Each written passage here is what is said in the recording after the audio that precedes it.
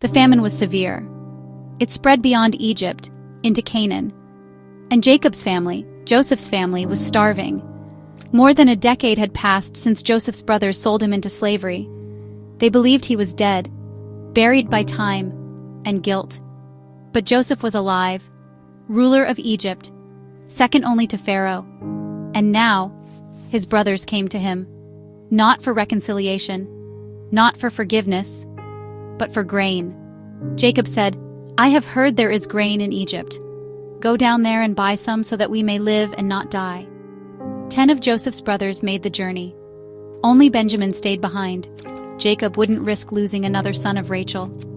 When they arrived in Egypt, they bowed before Joseph, faces to the ground, just like the dream, years ago. But they didn't recognize him. He looked Egyptian. He spoke through an interpreter. But Joseph recognized them instantly. And he remembered the pit, the betrayal, the cries that were never answered. And so he tested them. "You are spies," Joseph accused. "You've come to see where our land is unprotected." "No, my lord," they replied. "We are 12 brothers, the sons of one man in Canaan. The youngest is with our father, and one is no more." One is no more. Joseph's heart stirred, but he kept his composure. "To test your story, one of you must stay here. The rest may return with grain, but you must bring your youngest brother to me. Then I'll know you're telling the truth." He held them in prison for 3 days, then released all but Simeon, who remained as a hostage. He filled their bags with grain and secretly returned their silver to the top of each sack. When they discovered it on the journey home, they were terrified. "What is this God has done to us?" Back in Canaan, they told Jacob everything. But he refused to send Benjamin. "You have deprived me of my children. Joseph is gone, Simeon is gone, and now you want to take Benjamin. Everything is against me." Time passed, and the famine grew worse. Their food ran out, and with heavy hearts they knew they must return to Egypt. With Benjamin, Judah stepped forward. "I myself will guarantee his safety," he said. "If I do not bring him back, I will bear the blame." Reluctantly, Jacob agreed. "Take double the silver, take gifts, and may God Almighty grant you mercy before the man." So they returned. And this time, they brought Benjamin. Joseph saw them coming.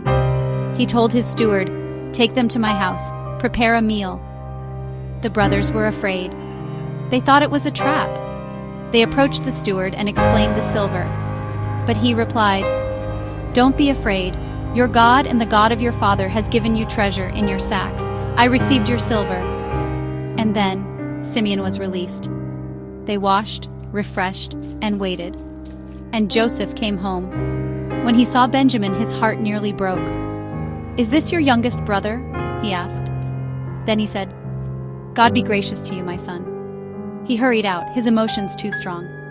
He found a private room and wept. Then he washed his face, returned, and gave orders. "Serve the meal." They sat at separate tables.